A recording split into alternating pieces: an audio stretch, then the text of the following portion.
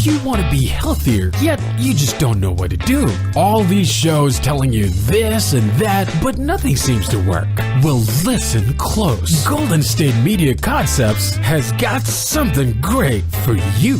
The Health and Wellness Podcast dedicated to workout trends, healthy eating habits, diet, and everything about healthy living. Join us in our banters as we help you not just live life to the fullest, but live it to the healthiest.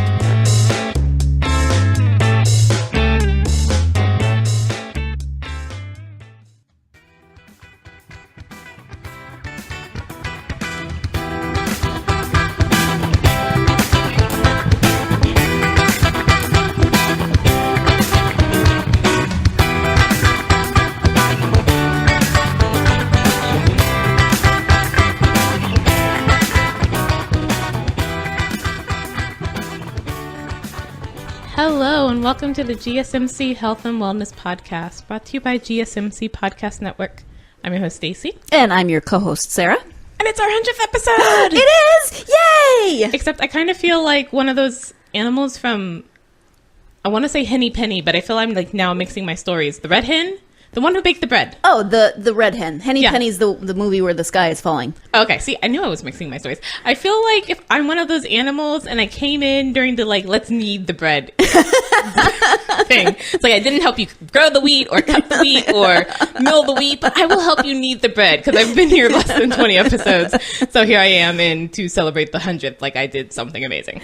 You did. And, you know, we thank Mariano and Pauline for their work, and then as they were originally on here, and then I did a few episodes by myself, and then we had the lovely Stacy join us. So it was a group effort. It was a group effort too. Yeah, group effort. So because it's the 100th episode, I thought this time we could sort of talk about our favorite health things and not just like, here's a health thing in general and we'll try and be objective and tell you the info, but like, this is my health thing and I love it. Not, or we don't have to be that extreme, but that's kind of where I went. I love it. No, I loved it. Not in the Gollum sort of my precious way, but in the, ooh, hey, I like this. And I like it enough to want to share it with others. That's my level of Gollumness there. Nice. Is that a level? He didn't level want to of share Gollumness. anything, so no. It's the negative Gollum score. Stupid hobbitses. Right. That was a bad metaphor all around. But so anyways, one of the things that I've kind of wanted to talk about for many episodes now, and haven't because it felt very much more of a just me as opposed to, hey, here's new health info, is Michael Pollan's Food Rules. Okay. So I'm shocked that it's a book. You're shocked that it's a book? Shocked that that was sarcasm in case you didn't gather that. I know it was, yes. So interestingly, I remember I read The Omnivore's Dilemma just because it had so much buzz about it and didn't really care for it because it was like, oh, so this is science. This is science being explained and, you know, this is the history of our eating, but yeah, this is a class in a book form. Like, yeah, why do we all buzz about this? I don't understand.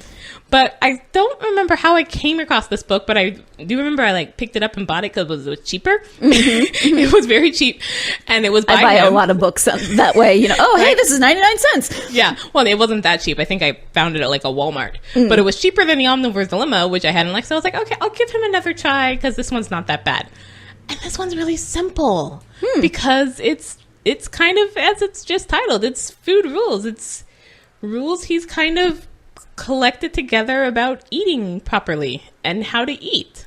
Okay. And so, like, his whole summary of the book is the 3 sections of the book, which are basically, you know, what should I eat? Oh, eat food, not too much, mostly plants. There, you're good. That's not the entire book, but that's kind of the summary of his whole.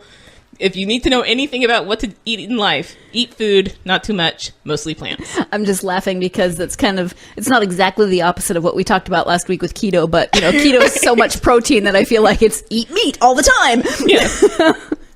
But I remember I was talking about this with a friend, and I was like, this would be like my thing if ever I became like a rich and famous celebrity. And they're like, oh, so what do you do to, you know, stay in a healthy weight. It's like, oh, well, I don't follow a diet except the Food Rules diet. Like, to have a name, you have to have the enter diet here, the cabbage soup diet, the whatever. I follow the Food Rules diet, which is not actually a diet at all. It's a lifestyle sort of, which I prefer because I need things that sort of can become habits and not like things I have to remember or count or measure or I always to be second nature. I always think that those diets that give you the food plan seem like a good idea until I actually start looking at it and thinking I have to go shop for this. Right. And then I love lists generally, but when it comes to like a diet that's a food plan, it feels it's overwhelming, and I don't want to go buy a whole thing of whatever so I can have a teaspoon of whatever spice they're wanting me to use one time.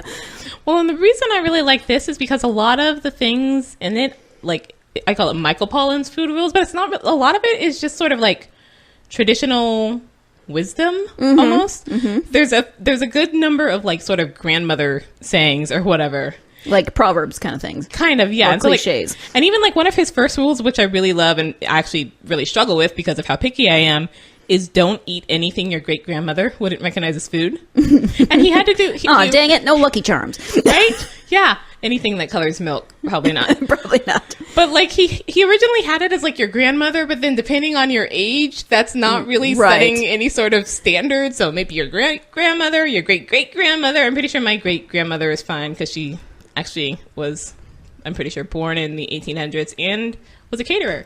So I've been told several times growing up that she would, just be in shock at like me yucking food without trying it and all that. She's like, I apologize.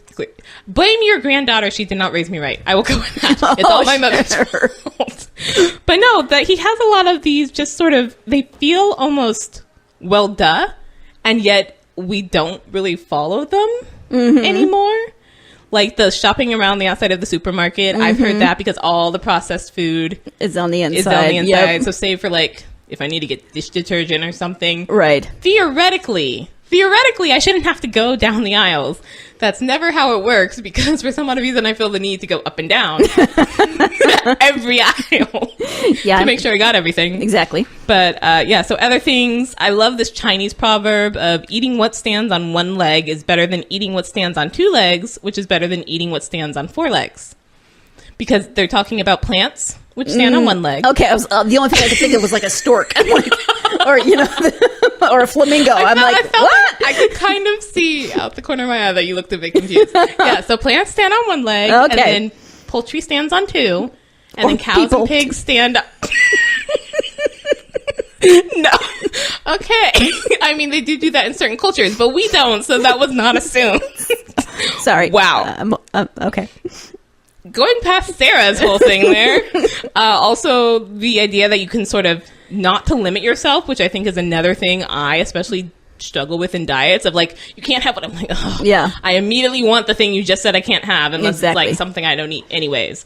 So there's things like you can eat all the junk food you want as long as you cook it yourself, because that implies like if you're cooking French fries, right, that can be a big messy thing of you got to fry the oil and then the potatoes and then clean that all up. So if you have to do all the cooking and cleaning for, these fried, whatever have you things, you're less likely to be eating those regularly than if you can just, go to McDonald's and get them and someone else has to do all of that. Or someone's rule of no snacks, seconds, or sweets except on days that begin with S, which basically means the weekends. Right. Unless you're in a different country and then you might have a different rule with different languages. Right. What about holidays? How am I supposed to eat pie on Thanksgiving? Can we change? Can we change that to something that begins with S? Or something that begins with T? Yeah. Treats on...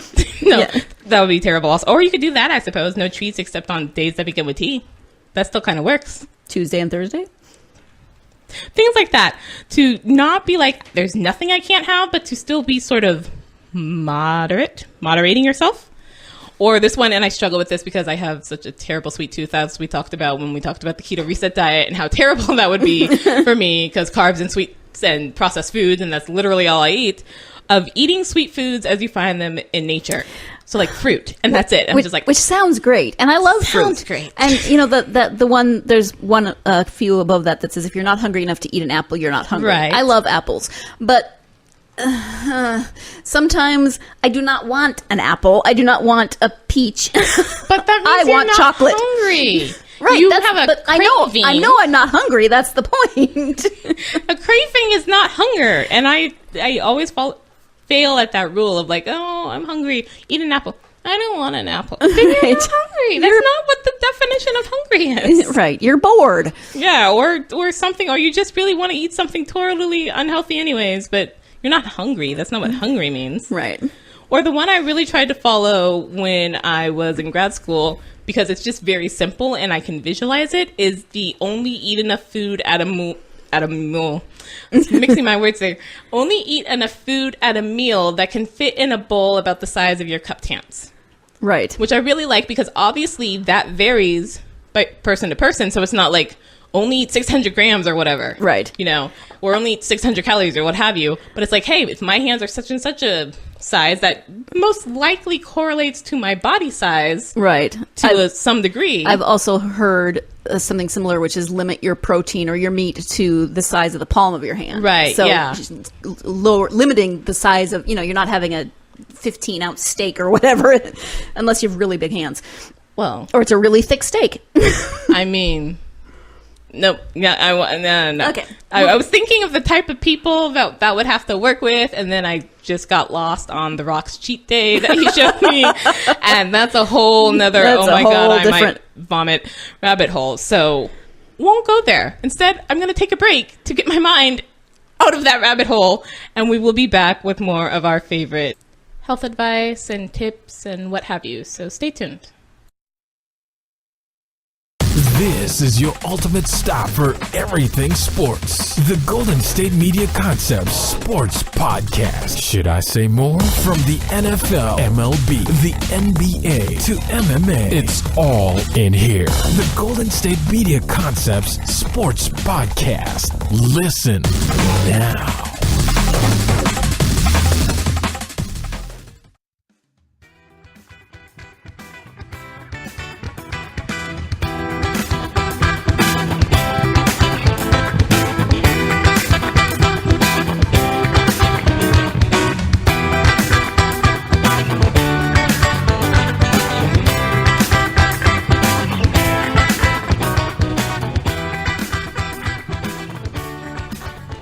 Welcome back to the GSMC Health and Wellness Podcast, where it is our 100th episode. And Yay. we are talking about our favorite health advice and tips and what have you. So, Sarah, Yes, Stacey. what are your some of your favorite health stuff? I don't know that I have like tips necessarily, but for me, my favorite kind of health stuff is along the lines of yoga, which I don't do as much as I used to, and I need to get back into it. Right. Because I know it'll feel good after I stretch out a little bit. It's just that first one where I'm Right. like, oh, I'm not bendy. I actually worked at a place a couple years ago where the office manager was a yoga instructor. So she did a yoga class once a week, which was awesome because I didn't have to leave and go Right. anywhere. I just went to a different room. And so it was me. It was so much fun. It was a community thing. And it was me. And I was older than the instructor, but everyone else was in their 70s and 80s. Aww. So it was really low key. Wait, the instructor was younger than everybody? Yeah. Oh, wow. Yep. She was in her 20s, I was in my 30s, and everyone else was in their 70s and 80s. Irene may have been in her 90s by that point. But hey. Wow. Yeah, it was awesome.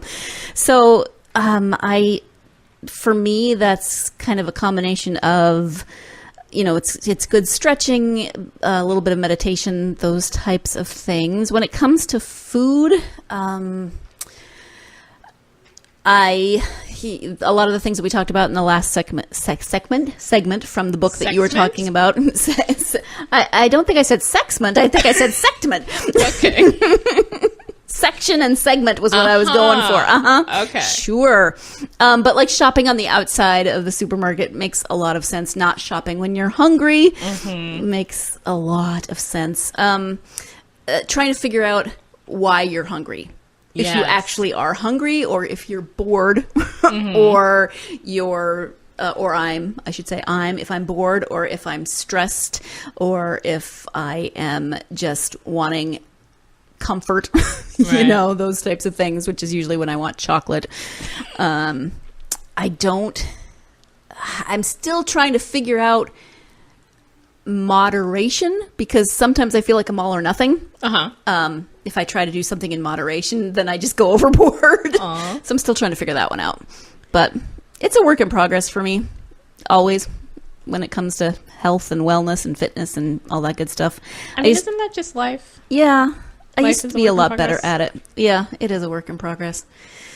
I wish there was, that easy button where you just go, oh, look, there, fixed it. But yeah, it's so easy to get out of those good habits and so hard to get back into them. Yes. So, Well, and I think it also, for me at least, just kind of has to be habits. It has to be let me focus on making a new habit. Because I remember reading somewhere, and maybe this is just me giving myself excuses, that you can't really break a bad habit. You have to kind of replace it with a better one. But that's my excuse of, see, I can't break my bad habits because you can't break bad habits. And I haven't yet found that better habit. So stick with the bad habit of eating totally unhealthy carbs, junk, and what have you. right. Because it's the bad habit's fault. Yes. Again, nothing is my fault this episode. This episode, that's the theme. Nothing is Stacy's fault. Right. And it's so easy to justify. I mean, we as humans are so good at justifying everything. You're like, I know that I shouldn't be eating this, package of Oreos in its entirety, or Right. but I had a really hard day, and I'll go for a walk later, Right. which really doesn't excuse eating a whole package of anything, probably.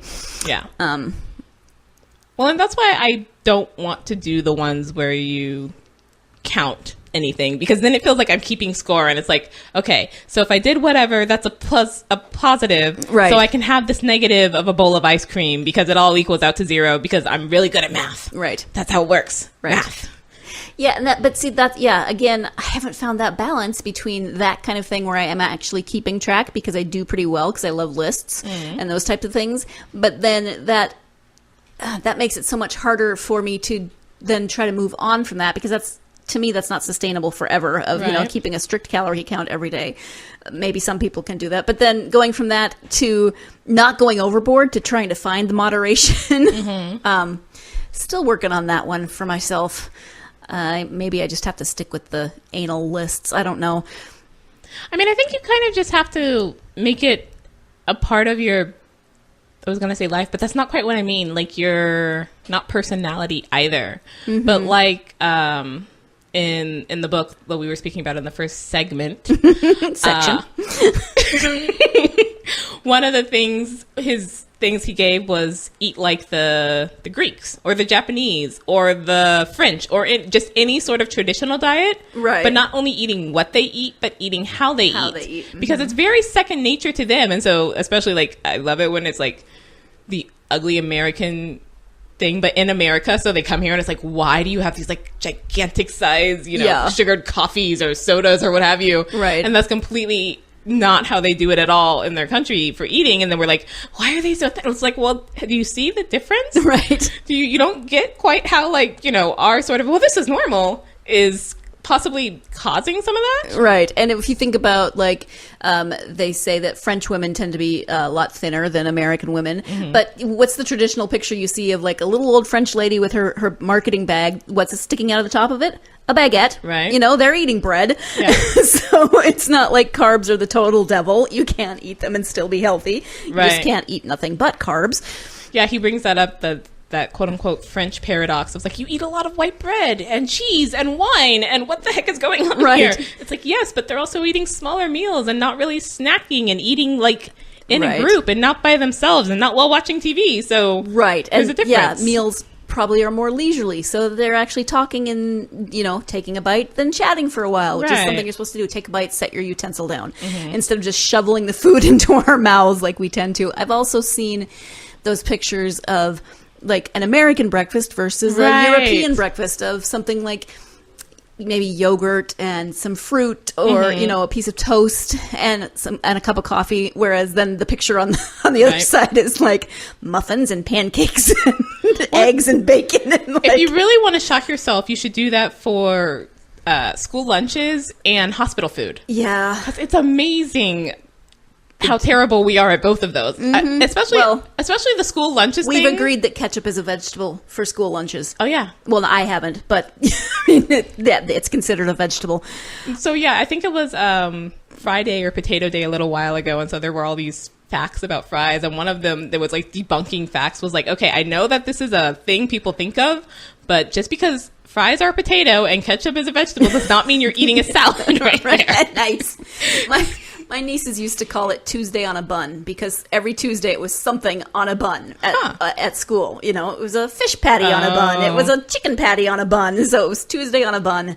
Yeah. They weren't thrilled with Tuesdays on a bun. Yeah, but ours, I mean, and again, it's just such the thing that, of course, school lunches are terrible. That's just how it is. And then you look at the things that people are eating in other countries, and I'm just like, Right. A, super envious, but also B, you get kids to eat that? Right. Because I just go off the assumption that I'm super picky because my taste buds never grew past like 7.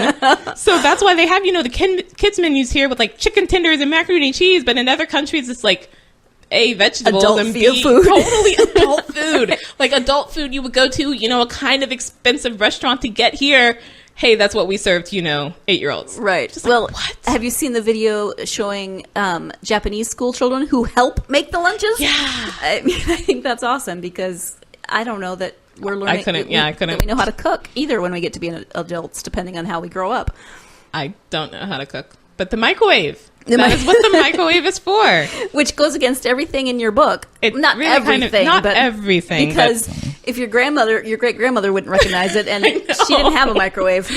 I know. That's the funniest thing about not even my great-grandmother, my grandmother and her sisters is what technology they will use and what they won't. One of them doesn't have a microwave, but does have a dishwasher. One of them has a microwave and a laptop, but doesn't. It's just like, I have all these things and think that life is wonderful with them. Why don't you have these things? I don't understand the logic behind this. When you said don't eat anything your great-grandmother wouldn't recognize as food, I thought of my grandmother, my mother's mother, who never ate blue food. I mean, I think she would maybe eat blueberries that were naturally blue, okay. but like blue Jello, blue, blue drinks, which is actually it's not a bad thing. Those colors really aren't found in nature. I mean, one of the tips he gives that I, again, find a hard thing to do because it's actually, because again, I eat so much processed food, it would be probably impossible for me to do this with the way I currently eat, is don't eat anything where you can't imagine the ingredients in nature. Right. So that's like, A, a lot of those things you can't pronounce. But that would also be like all those really processed things. I was like, okay, I recognize one of the like 5 words in this ingredient. So I know you're coming from like an actual plant, but you've done a whole gazillion things to it that Right. What? How did you get here? Yeah. Yeah. I can't do it because I'm super on the processed food and struggling very much not to do that. But then what would I eat? But I think that's a very interesting rule to try and follow and then see what you can actually eat if that's the case. Right. Yep. So we're going to take another short break. Stay tuned.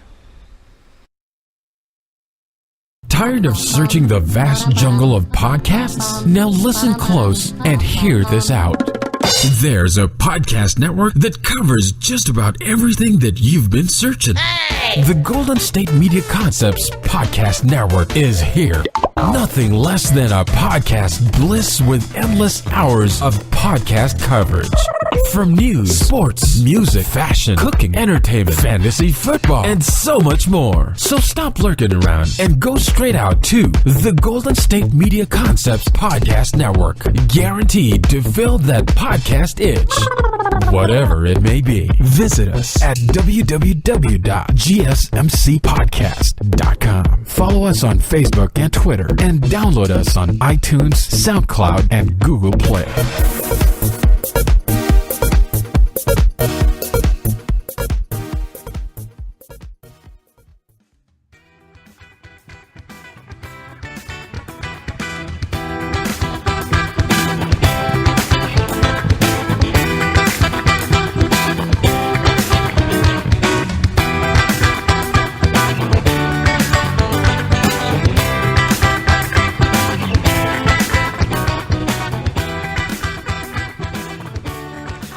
Welcome back to the GSMC Health and Wellness Podcast, where we are talking about our favorite health stuff. for our 100th episode. I just Yes. thought I'd throw that in there again because yay!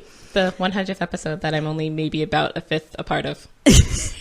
You're still a part of it. Just A go with fifth. it. A 20%. That's like something. A good interest rate. When TV shows reach 100 episodes, you always see them with these like ginormous conference table size cakes, which is really not. We don't have a cake. Completely I'm just opposite. Say that. Also. Yeah, I mean, we would have to have, I don't know, a kale cake or something. Which just I like kale, but a kale cake does not sound enjoyable. No. But yeah, so a lot of the tips today, not even tips, just things I found actually implementable. Not even sure that's a word, but I'm going with it. I like it. Are sort of traditional based, and part of that is it feels like, see, it works because we've been doing it for entire number of years, decades, centuries here. Right. And I think that's kind of part of why things like the paleo diet have become so popular, because people are like, look, this is what our ancestors did. This is the whole way we've been doing it. We diverged from nature, and that's why everything's wrong. I just decided that I'm going to write a book. Just this moment decided? Yep, just this moment decided. And I don't know what the title will be, but the premise will be eat like it's the zombie apocalypse. Because I have some friends who are like amazing.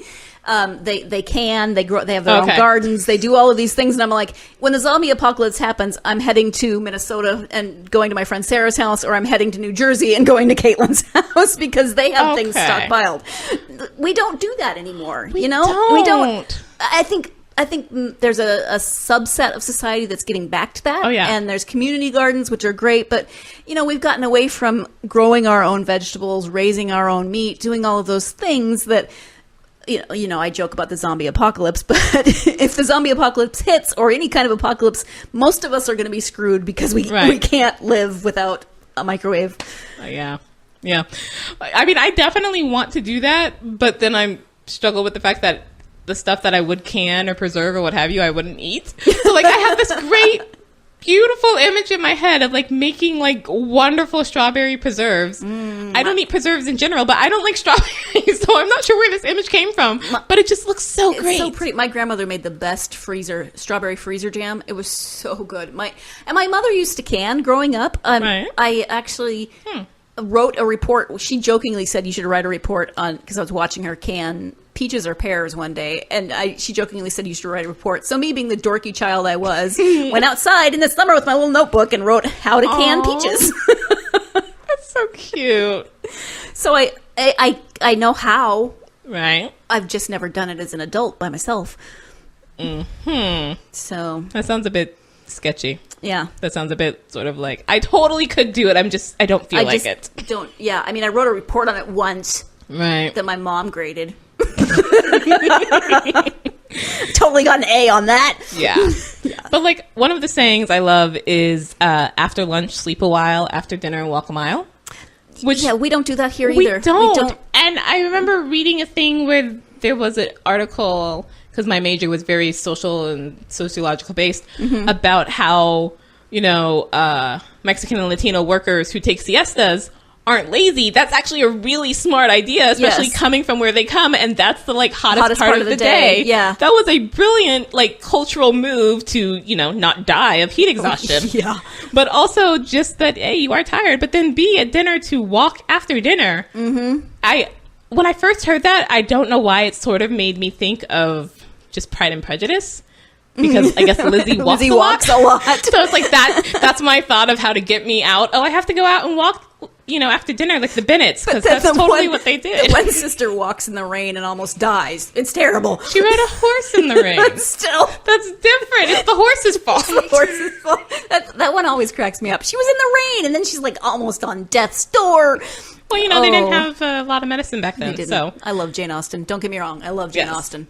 Or like another one I really love, and I had totally heard this before I saw this book, but I still never did it, partly because of my schedule, was breakfast like a king, lunch like a prince, dinner like a pauper.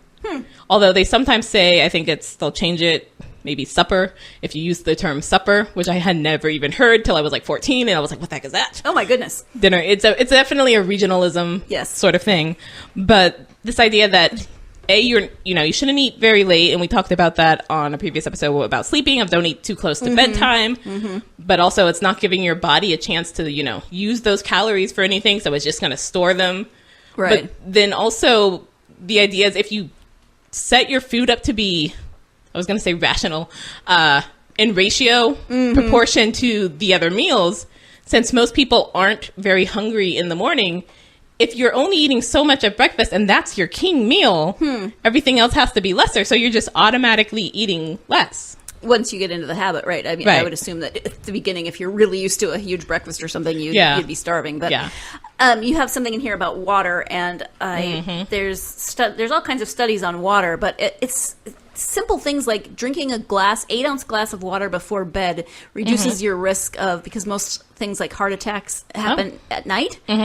So like drinking just an 8-ounce glass of water before bed can drastically reduce your risks of certain health problems that happen at night. Drinking an 8-ounce glass of water when you wake up then helps you with other risks.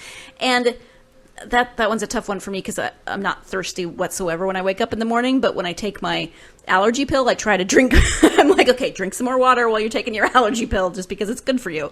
Well, part of the, I want to say it's in Japan, but it might just be in numerous places in Asia. Part of their thing of why they have such great skin is the drinking a full glass of water in the morning thing. They think it flushes out toxins or something. But also I remember hearing, and I still struggle so much to do this, that if you think you're hungry, drink a glass of water and wait about 20 minutes because it might actually be thirst, even though I'm just like, that makes no sense in my head, but science says so. So we're often dehydrated when we think we're hungry. Yes. But I also really do try to drink a glass of water before eating a meal to sort of take away some of the room in my stomach, so I'll eat less. But I only really remember to do this when I'm out at like restaurants because they give me a glass of water. If I have to get it myself, I always forget it. But then I always, when I think of that, I think of the scene from Divine Secrets of the Yaya Sisterhood, where she says of like someone should go to the bathroom because that will get her food better, and then she drugs her. I'm like that. So Smith. If I drink my water, that'll bring my food faster. Somehow that's how that got together in my head, like Shegnet or whatever you said earlier. Those two went together and made drink water to get food faster. Your yayas won't drug you while you're in the bathroom, hopefully. Right. Well, okay. That wouldn't be my fault either. That would not be. But then a lot of other things of just like daily habits of taking a walk every day. Again, I always have to think of myself as Elizabeth Bennet to do that because Lizzie would totally walk every day. I have dogs, and normally that would make you take a walk every day, but our dogs have a big backyard, and they don't actually go for walks to go to the bathroom like some dogs. I know some dogs who will not go in their own yard. They have to go for a walk. My dogs will not go on a walk. They'll sniff everything, but we do not go for walks for bathroom purposes. So I don't have that built-in excuse. They love to go though, so that's fun. Maybe when you step outside to check the mail, just make that a longer walk. Go the opposite route, take the long way to the mailbox. Or I've done that before, and I've tried the I don't have a Fitbit, but I have a knockoff Fitbit, so trying to do the 10,000 steps a day and those kinds of things. So there's other ways to get it in, but I also like the either sort of learn a new language or learn a musical instrument to keep your brain sharp sort of thing. So that's my new, even though I try not to have resolutions, New Year's resolutions. Right. I'm going to try and alternate that. So one year it'll be a new language and the next year it'll be a new musical instrument. So I do each for 2 years because it feels like 1 year I'm like, I'm not going to get anything. I will end that year and go on to the next one and not be, because I did 3 years of Spanish in high school and I can't say almost anything in Spanish. Yeah. So clearly I need more than definitely 1 year to get anywhere close to sounding not like a terrible American stereotype. But then also read every day, which is not hard. Not hard for the us. Two of us. Yeah. No, that is we've had that habit for many, many years, but for others, because that also keeps your brain fresh. But then also to stop looking at screens an hour before bed. Yeah. That's really hard. I've done that for an experiment, and it did totally help my sleep. But then because of my schedule and the fact that I take public transportation, which gives me a lot of reading time, but doesn't give me a lot of, things I need to do on the computer time because my computer is at home and it takes me a while to get there. I don't get home till later and then get on the computer. It's just like I have stuff to do and it takes longer than I'd like. So on the computer till 5 minutes before I want to go to sleep. Right. Or I read before bed. So if I'm reading an ebook, it doesn't really work so well. It's on a screen. See, this is why ebooks are terrible. Well, that whole reason right there. I'm just going to... They are, but I try to counterbalance they're terrible with I'm saving trees. I feel you should counterbalance it with this is why Hermione's bag needs to be invented. To cancel out ebooks so we can carry all the books we want with us without problems. Wherever we go. Science. Get on that. That's a very, very strange note to end on, but I do hope these, not even hips, just health advice tips, hips. One of us may have had a stroke during this podcast. I'm not sure. Stroke. But we like putting words together, evidently. Yes, we do. For some reason. I hope that all of our favorite things could be somewhat helpful to the listeners or to form new habits, if nothing else. Not even our habits, but just your own new habits. Get thinking about what might work for you. Yes. So on that note, thank you for joining us, however many episodes, hopefully the 100. If not, thank you for joining us on our 100th, which is very special. And I hope we'll see you next time. Thank you for listening to the GSMC Health and Wellness Podcast. You've been listening to the Golden State Media Concepts Health and Wellness Podcast, part of the Golden State Media Concepts Podcast Network. You can find this show and others like it at www.gsmcpodcast.com. Download our podcast on iTunes, Stitcher, SoundCloud, and Google Play. Just type in GSMC to find all the shows from the Golden State Media Concepts Podcast Network, from movies to music, from sports to entertainment, and even weird news. You can also follow us on Twitter and on Facebook. Thank you, and we hope you have enjoyed today's program.